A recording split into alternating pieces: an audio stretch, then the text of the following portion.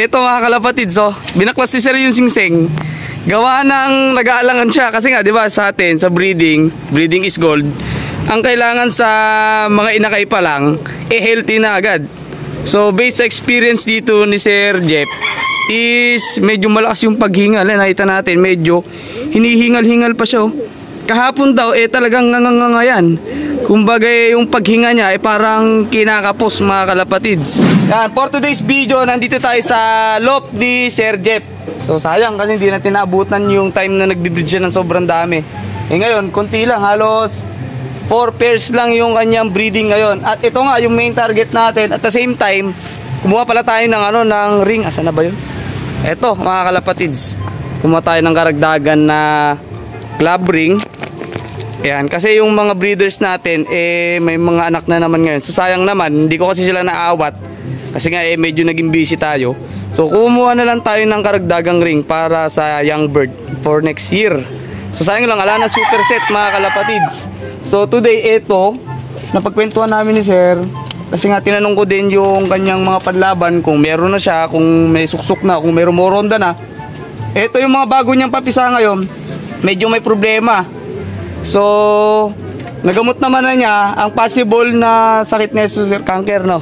Cancer, gawa nung kanyang paghinga hindi ganun ka hindi banayad. So normal naman minsan kasi kapag sobrang init, humihingal-hingal yung mga inakay natin or even yung mga breeders natin.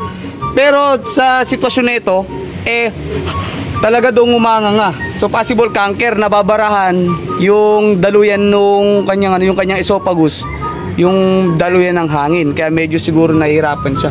So binaklas na ni sir yung kanyang singseng, nilagyan na lang ng commercial ring. So sayang naman kasi baka umayos din lang, gawa lang siguro sa init, sa stress.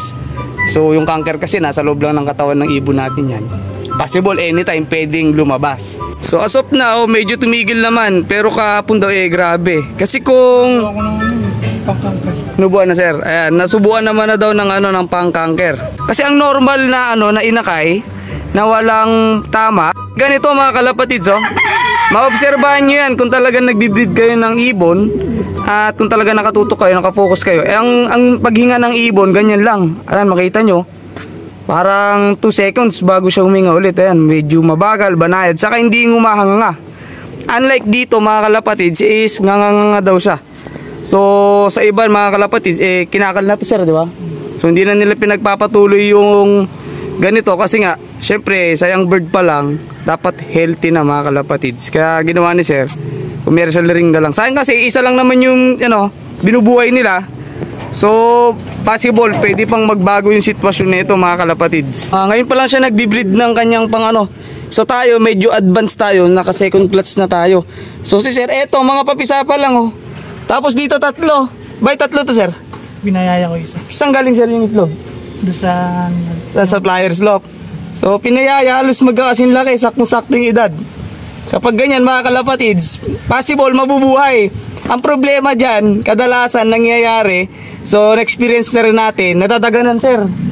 Oo, kapag ka medyo mas maganda sir gawin mo, palitan mo yung pugad, yung medyo malawak.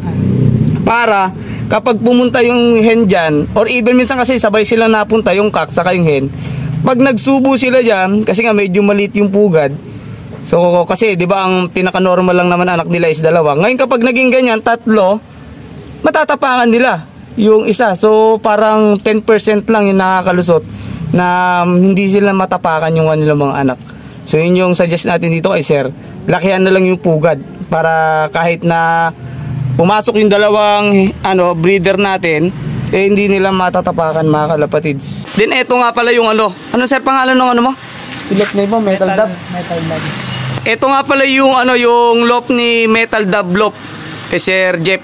So hindi natin makikita yan kung hindi tayo lalayo kasi malaki mga kalapatid. Kailangan natin umatras ng ganyang kalayo para ma-video natin ng buo yung loft ni Sir Jeff. So medyo malaki, kaya makakapasok ka sa loob. So unti pa lang yung unti lang yung palipad dito ni Sir Jeff. So 2 lang daw yung kanyang palipad dito. Kasi nga naubos daw nung daga mga kalapatids. Ayan, unti lang ibon niya rito mga kasi di natin naabutan na medyo marami. Unlike kasi doon ng mga nakaraan, bago natapos yung derby namin, maraming nilalaban si Sir Jeff. So naubos din sir, no? Ubos mga kalapatids, gulong. So medyo nahirapan kasi yung laban namin nun. Pero hindi naman sobrang hirap kasi may mga nakalusot nga. So sa amin na mga medyo busy, mga pamilyadong tao na, gulong. Maski ako mga first time ko gumulong sa derby, nawala akong napauwi kahit isang beses or kahit na umabot man lang sa dulo. Ala mga kalapatids, nagkakataon lang kasi nagkakatapat na laging ismasan sir, di ba? Tuwing abangan is smash. Nakita nyo naman sa mga vlog natin that time. So si Sir Jeff medyo marami rin nilaban. Ala rin mga kalapatids, ala rin nakalusot. Sobrang hirap ng karera dito sa amin. So dito ko natapos si video dito. Kasi after nito mga kalapatids, bibiyay tayo ng Tarlac. Then may lulop visit tayo doon mga kalapatids na isa sa subscriber natin. Hawak-hawak ko na yung ibon ni Sir Raymart na half-sider. So almost half-sider to. Kasi nga kung titignan natin, ayan, talagang hating-hati yung kulay. Kasi dito sa kabilang part, ayan, wala. Di ba kinulayan to sir? Hindi. Ang ganda mga kalapatids. So, huling kita ko ng mga half-sider sa Bayo Pigeon lang, sa Paranaque pa. So dito pala sa Kamiling Tarlac, makakakita rin tayo ng half-sider na kalapate. So itong medyo madumi na part, so hindi ito kulay, madumi lang yan. Pero pag nalinisan yan, napaliguan, puting-puti talaga to. Ang ganda ng kulay mga kalapatids. Pag titignan mo dito sa kanan na side, pag nakagayan siya, makikita mo is pure white lang siya. Ayan, makita natin mga kalapatids, ayan, pure white lang. And then pag dito sa may kabilang part niya, makikita mo na yung, ayan parang saddle ng kulay niya mga kalapatids. So ang ganda ng kalapati na to. Nandito tayo sa Kamiling Tarlac mga kalapatids. Binisita natin yung isang tropa natin dito, isang kalapatids natin na si Sir Raymart. Ayan, kaway ka naman sir. Yan! So bali binisita ko yung mga, syempre kalapati niya. So unang-una syempre priority natin, kalapati. Ang ganda na itong kulay na ito. Kamukha nung warriors natin ngayon mga kalapatids sa pang winter. Ayan ganda mga kalapatids. Bali yung kalapati niya dito konti lang, halos hindi siya lumalampas ng mga 20 birds. So kakasimula lang din kasi niya based sa pagkakakwento niya sa akin. So konti lang mga kalapatids yun nilalaro niya. Pero lahat to sir nilalaro mo? Kun lang sir, 6 lang. 6. So ganun lang talagang starting. Parang yun, starter pack ng mga newbie. So konti lang para syempre kakapain pa natin yan kung paano talaga yung tamang pag-iibon. Ano ba sir, yung pag-iibon mo, nito lang ba o nung bata ka pa nag-iibon ka na? Nung bata pa ako sir. Tapos pero, nahinto? Nahinto. Nag-aaral, tapos ngayon, karera na. ayan, karera na mga kalapatids. Then etong kabilang lop, kasi dalawang lop to mga kalapatids. Etong isa sa kanya, tas etong isa sa kapatid mo. Oo sir. Sa kapatid niya yung mas nakakabata. So mahilig din pala sa kalapate yung kapatid niya. Ayan Bali si Sir Raymart almost 1 year ka pa lang sir nag-iibon. Magwa 1 year pa. Magwa 1 year mga kalapatids na pag-iibon. At ano naman dahilan sir bakit nag-iibon ka? Hindi manok, hindi pabo, hindi aso, bakit kalapate? Maganda sir. Maganda yung Paglipad nila. Pag pinapanood mo kasi sir, parang nawawala yung kanina. ayan mga kalapatids So kay Sir Raymart na mismo nanggaling. So medyo nakakatanggal talaga ng stress yung pag-iibon. So ngayon ba sir nag-aaral ka? Tapos na? Trabaho na sir. Trabaho na. So ito na yung pantanggal ng stress. Sa trabaho medyo mahiyaan na si Sir Raymart.